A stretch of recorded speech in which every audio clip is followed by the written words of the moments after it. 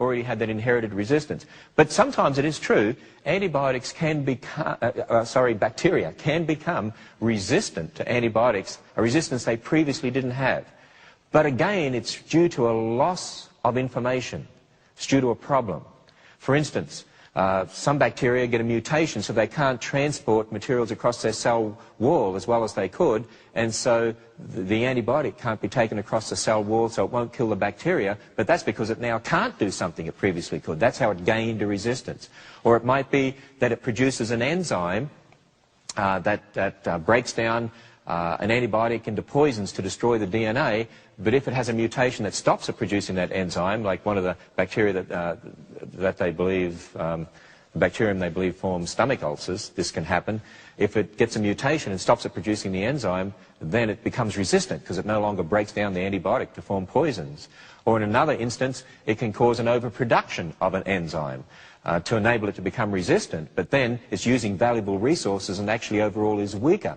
There are many, many other examples we could talk about, but they have nothing to do with an increase in information.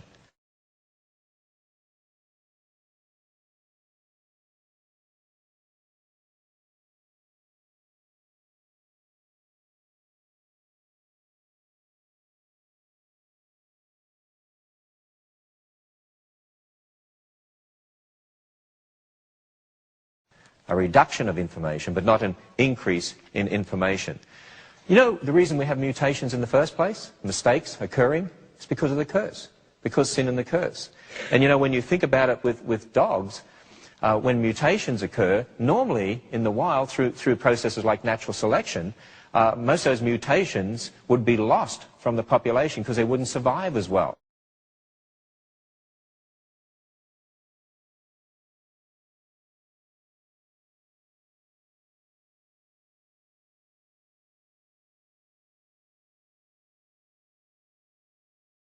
But you see, what we do artificial selection. You know, we look at dogs and say, oh, look at this dog, mean little dog here, and this mean little dog, and you breed them together, try and get a poodle or something like that. Or you say, wow, look at this dog here, has its jaw stuffed up into its face and its nose stuffed up into its face, and eventually you breed the bulldog. And I mean, let's face it, in the wild, the bulldog wouldn't survive very well, would it? You know, if you think about it, take a poodle. Have you ever seen all the mistakes that are in a poodle? I mean, these are just some of the mistakes in a poodle. Why would you want a dog like that?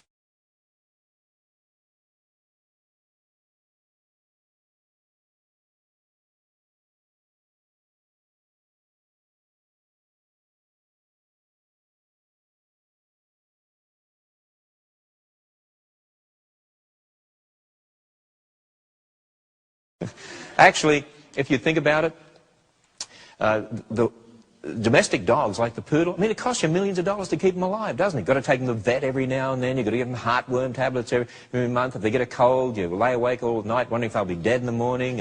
If you take them outside on their own, they can't find their way back home. But you know, the mongrel dog down the street, I mean, you know, it's a mixture of everything. I mean, you can run over those things in a truck and they get up and wave and off they go.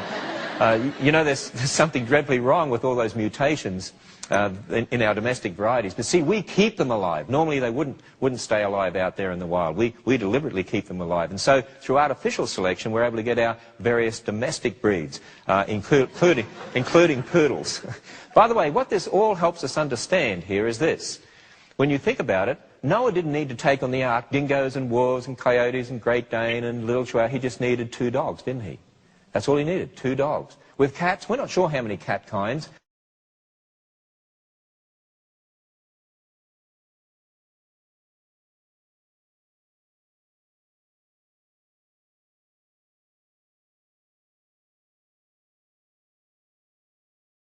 If I'd have been on the ark, there'd be no cat kinds. They would have been overboard, but it's because I don't like cats, I guess. But anyway, sorry about that. I know you've probably all got cats, but with cats, some people suggest there might only be 1 cat kind, but maybe 2, maybe 3 cat kinds. But see, not hundreds of cat kinds.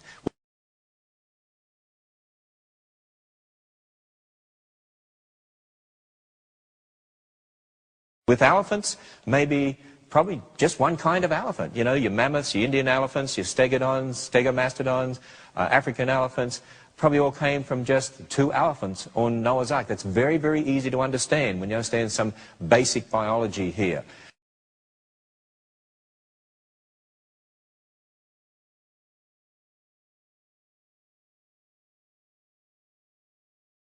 And so when you think about it, Noah didn't need near the number of animals we think on the ark. In fact, one of our researchers associated with the creation ministry, John Woodmarampe, has a book called Noah's Ark, a Feasibility Study, and in there he does a lot of research concerning kinds and the number of animals on the ark, and he comes to the conclusion probably less than 16,000 animals, fewer than 16,000 animals needed on the ark. That would have filled probably less than a third of the ark. There was plenty of room. In fact, I often say to people, there was plenty of room on the ark for people.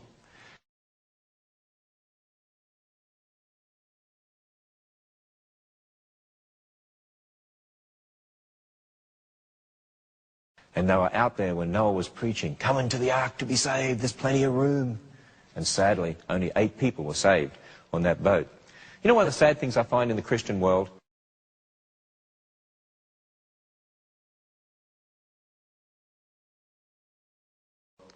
There's a man called Dr. Hugh Ross, who is a progressive creationist. He believes in billions of years, believes in Big Bang, believes in a local flood. Because he believes in millions of years, he can't believe in a global flood. You see, because I believe most of your fossils came from the flood of Noah's day, and some came after the flood. But if you believe in millions of years, you can't believe in a global flood because it would have ripped up all those fossil layers and redeposited them.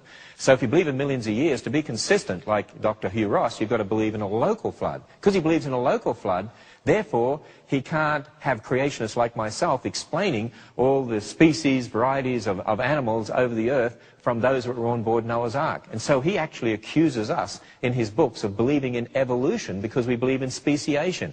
But I want you to understand that speciation has nothing to do with the idea of molecules to man evolution. When you understand some basic biology, this really is easy to understand.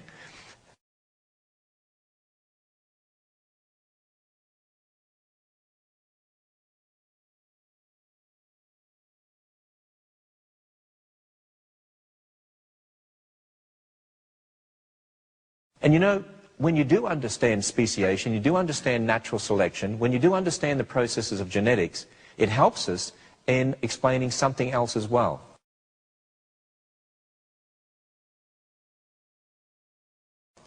You see, the Bible tells us that all human beings go back to 2 people, Adam and Eve. Just 2 people. In fact, that's very, very important. You see, the Bible explains to us, really, that there's only one race of human beings. Now, a lot of people today think there are lots of different races, because look around the world and you see all these different people and they seem to be very, very different. We're going to discuss that in another program. But I've had people say to me, now wait a minute, aren't there different races of people? How do the different races of people come about if you only go back to one man and one woman? I know of Bible colleges that have taught that there was a race of men and a race of women to start with, because they say, how else can you explain, you know, the different people groups that we have around the earth?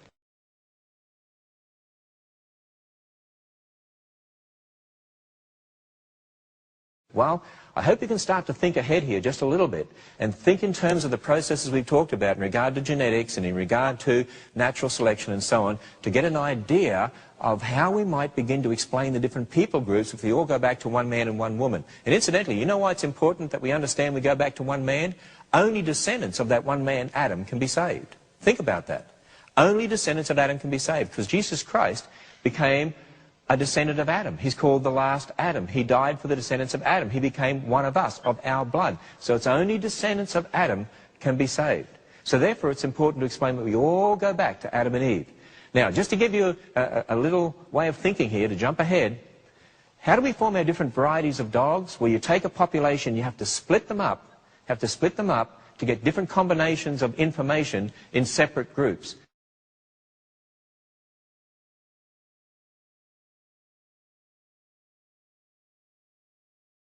Now, can you